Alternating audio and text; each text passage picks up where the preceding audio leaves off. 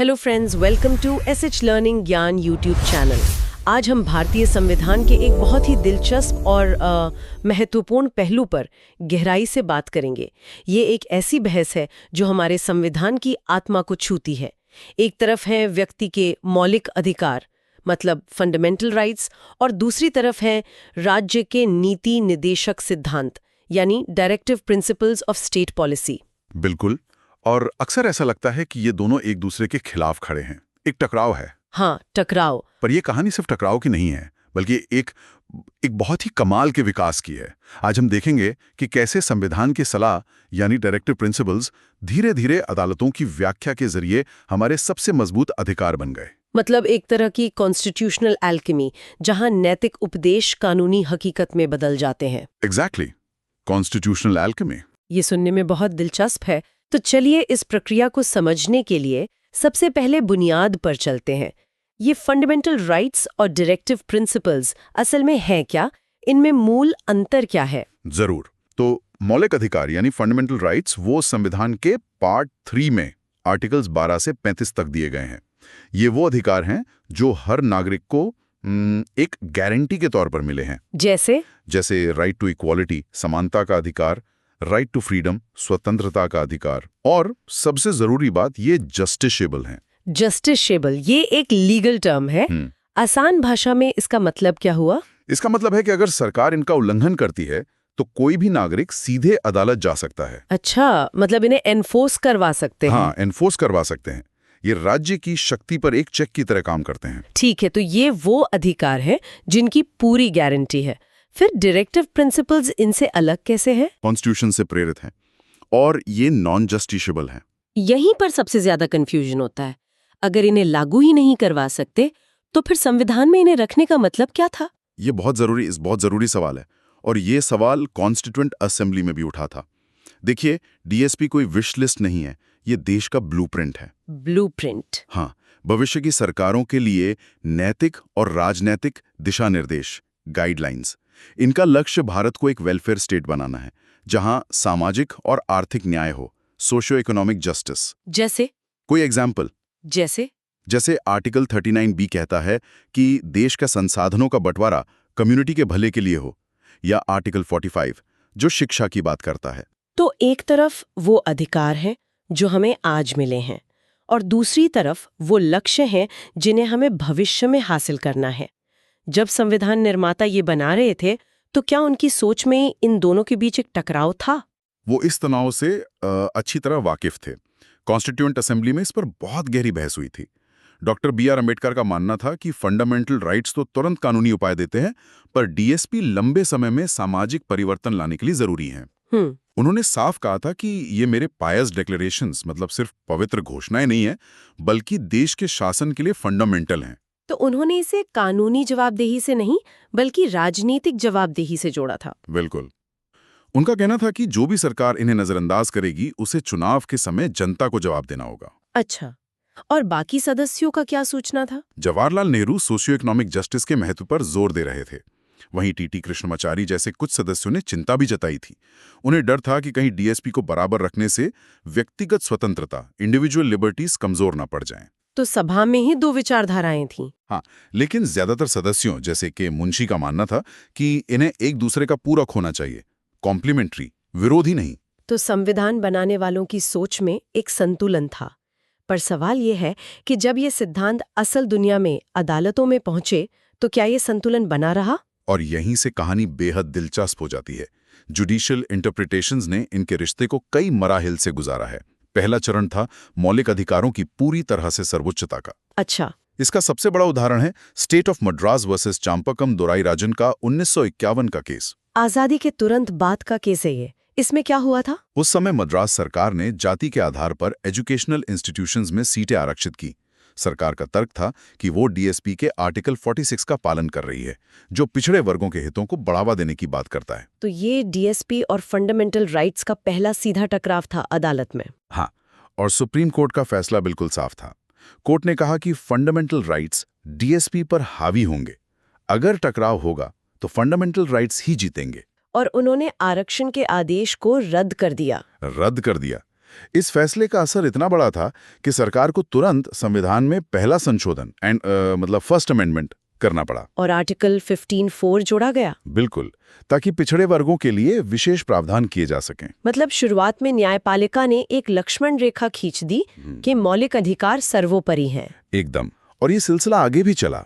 1967 में गोलकनाथ केस में तो सुप्रीम कोर्ट ने और भी कड़ा रुख अपनाया। गोलकनाथ केस? हाँ, Golaknath v state of Punjab court ने कहा कि संसद डीएसपी को लागू करने के लिए मौलिक अधिकारों में संशोधन कर ही नहीं सकती। ये तो बहुत बड़ी बात थी। बहुत बड़ी। इसने संसद और न्यायपालिका के बीच एक बड़ी बहस छेड़ दी। लेकिन ये स्थिति तो हमेशा नहीं रह सकती थी। अगर समाज की भलाई के लिए बने कानूनों को हमेशा व्यक्तिगत अधिकारों के नाम पर रोका जाता तो देश आगे कैसे बढ़ता? संतुलन की तरफ बदलाव कब और कैसे शुरू हुआ? वो ऐतिहासिक बदलाव आया 1973 में केशव नंदा भारती वे स्टेट ऑफ केरला केस के साथ। भारतीय न्यायपालिका के इतिहास का शायद सबसे महत्वपूर्ण केस। यकीनन यहीं से आया बेसिक स्ट्रक्चर डॉक्ट्रिन, यानी संविधान के मूल ढांचे का सिद्धांत। बेसिक स्ट्रक्चर डॉक्ट्रिन, हमने ये बहुत सुना है। ये असल में है क्या और इसने इस बहस को कैसे बदला? इसे आप ऐसे समझें कि अदालत ने कहा कि संसद के पास संविधान में संशोधन करने की शक्ति तो है, पर वो इसकी नींव के कुछ स्तंभों को गिरा नहीं सकती। और उन स्तंभों में क्या क्या शामिल था? लोकतंत्र, धर्मनिरपेक्षता और इसी में शामिल था फंडामेंटल राइट्स और डीएसपी के बीच का संतुलन। तो पहली बार कोर्ट ने माना कि डीएसपी भी संविधान के मूल ढांचे का उतना ही जरूरी हिस्सा है जितने फंडामेंटल राइट्स। सही पकड़ा। यहां से तराजू के पल्ले बराबर होने शुरू हुए, टकराव से संतुलन की ओर। और इस संतुलन को सबसे मजबूत परिभाषा कब मिली? वो मिली 1980 के मिनर्वा मिल्स केस में। मिनर्वा मिल्स भी यूनियन ऑफ इंडिया। हाँ, यहां सुप्रीम कोर्ट ने डॉक्ट्रिन ऑफ हार्मनी यानी सामंजस्य के सिद्धांत को स्थापित किया। कोर्ट ने साफ कहा कि भारतीय संविधान मौलिक अधिकारों और निदेशक सिद्धांतों के बीच संतुलन की आधारशिला मतलब बेडरॉक ऑफ बैलेंस पर स्थापित है। और यहीं पर वो मशहूर रथ के दो पहियों वाली बात कही गई थी, है ना? बिल्कुल। कोर्ट ने कहा कि एफआरएस और डीपीएसपी एक रथ के दो पहियों की तरह हैं। एक के बिना दूसरा अधूरा है। हाँ, लक्ष्यों यानी डीएसपी के बिना अधिकार दिशाहीन हैं और अधिकारों के बिना लक्ष्य तानाशाही बन सकते हैं। इस फैसले ने दशकों से चली आ रही बहस पर एक तरह से विराम लगा दिया। हाँ, और कहा कि दोनों को एक साथ सामंजस्य में पढ़ा जाना चाहिए। Here's where it gets really interesting for me. तो इसका मतलब डीएसपीसी सिर्फ दिशा निर्देश नहीं है, क्या वे नए मौलिक अधिकारों को भी जन्म दे सकते हैं? Exactly. और यही इस कहानी का सबसे रेवोल्यूशनरी हिस्सा है। जुडिशियल एक्टिविज्म के जरिए सुप्रीम कोर्ट ने आर्टिकल 21 यानी right to life and personal liberty की व्याख्या को बहुत बहुत व्यापक बनाया है। और उसमें कई डीएसपी को शामिल कर लिया है। हाँ, इसका सबसे क्लासिक उदाहरण है शिक्षा का अधिकार, राइट टू एजुकेशन, जो अब आर्टिकल 21A के तहत एक मौलिक अधिकार है। हाँ, लेकिन यह हमेशा से नहीं था। दशकों तक आर्टिकल 45 में ये सिर्फ एक डीएसपी था। फिर 1993 में उन्नीकृष्णन केस आया। बिल्कुल, Unnikrishnan versus state of Andhra Pradesh. इसमें सुप्रीम कोर्ट ने एक क्रांतिकारी फैसला दिया। कोर्ट ने कहा कि जीवन के अधिकार का मतलब सिर्फ सांस लेना नहीं है, बल्कि एक सम्मानजनक जीवन जीना है। और सम्मानजनक जीवन बिना शिक्षा के संभव नहीं है। सही बात। इसलिए कोर्ट ने कहा कि शिक्षा का अधिकार आर्टिकल 21 का एक जरूरी हिस्सा है। और इसी न्यायिक फैसले ने संसद पर दबाव बनाया कि वो इसे कानूनी रूप दें। हाँ, और फिर 2002 में 86th अमेंडमेंट किया गया और आर्टिकल 21A संविधान में जोड़ा गया। ये डीएसपी से फंडामेंटल राइट बनने का सबसे सीधा और सफल सफर है। एकदम। इसके और क्या उदाहरण है? एक और बड़ा उदाहरण है स्वस्थ पर्यावरण का अधिकार, right to a healthy environment, article 48A में, जो एक डीएसपी है। हाँ, तो एमसी मेहता और वेलोन सिटीजन्स वेलफेयर फोरम जैसे कई केसों में सुप्रीम कोर्ट ने कहा कि एक स्वच्छ और स्वस्थ पर्यावरण के बिना जीवन का अधिकार अधूरा है। अगर हवा जहरीली है और पानी प्रदूषित है तो जीवन के अधिकार का क्या मतलब? बिल्कुल। इस तरह स्वस्थ पर्यावरण का अधिकार भी आर्टिकल 21 का एक अभिन्न अंग बन गया। और हाल ही में तो ये बहस क्लाइमेट चेंज तक पहुंच गई है। हाँ, 2024 के के रंजीत सिंह केस में सुप्रीम कोर्ट ने एक कदम और आगे बढ़कर जलवायु परिवर्तन के प्रतिकूल प्रभावों से मुक्त होने के अधिकार को एक मौलिक अधिकार माना है। हाँ, आर्टिकल 14 और 21 के तहत एक मौलिक अधिकार के रूप में मान्यता दी है। ये सोचना ही कितना कमाल है कि 1950 में लिखे गए सिद्धांत 70 साल बाद हमें क्लाइमेट चेंज से लड़ने का अधिकार दे रहे हैं। हमारा संविधान सच में एक लिविंग डॉक्यूमेंट है। सच में। So what does this all mean? इस पूरी बहस का असल में गवर्नेंस पर क्या असर हुआ है? इसका बहुत गहरा असर हुआ है। डीएसपीपी अब केवल आदर्श नहीं रह गए हैं, वे पॉलिसी मेकिंग को सीधे प्रभावित करते हैं। जैसे MG NREGA, minimum wages act, right to education act, ये सारे कानून सीधे सीधे डीएसपीपी से ही प्रेरित हैं। हाँ, ये सिद्धांत सरकारों को एक दिशा देते हैं, एक लक्ष्य देते हैं और अब न्यायपालिका के जरिए एक तरह की जवाबदेही भी तय करते हैं। मतलब ये सिद्धांत संविधान की जीवित आत्मा की तरह है, जो समाज की जरूरतों के साथ विकसित होते रहते हैं। आपने बिल्कुल सही कहा।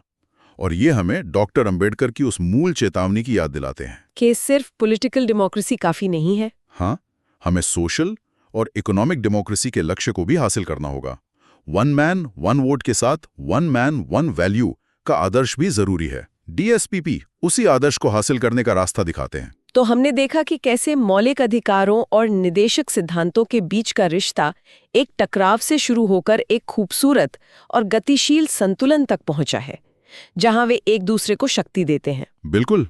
यह हमें सोचने पर मजबूर करता है कि 21वीं सदी की नई चुनौतियों जैसे डिजिटल एक्सेस है, प्राइवेसी है, यूनिवर्सल हेल्थ केयर है, इन सब के दौर में व्यक्तिगत स्वतंत्रता और सामाजिक कल्याण के बीच ये संवाद हमारे कानूनों और समाज को आगे कैसे आकार देगा? यही सबसे बड़ा सवाल है। कौन से नए निदेशक सिद्धांत भविष्य में नए मौलिक अधिकारों को प्रेरित कर सकते हैं? जैसे यूनिफॉर्म सिविल कोड, आर्टिकल 44। हो सकता है। समान काम के लिए समान वेतन, आर्टिकल 39D, ये भी एक बड़ा कंटेंडर है। पर सवाल यह है कि इन अधिकारों के लिए समाज को क्या कीमत चुकानी पड़ेगी? सही बात है। ये बहस हमेशा चलती रहेगी और यही एक स्वस्थ लोकतंत्र की निशानी है। Thank you for watching. If you like this video, please like, subscribe and comment.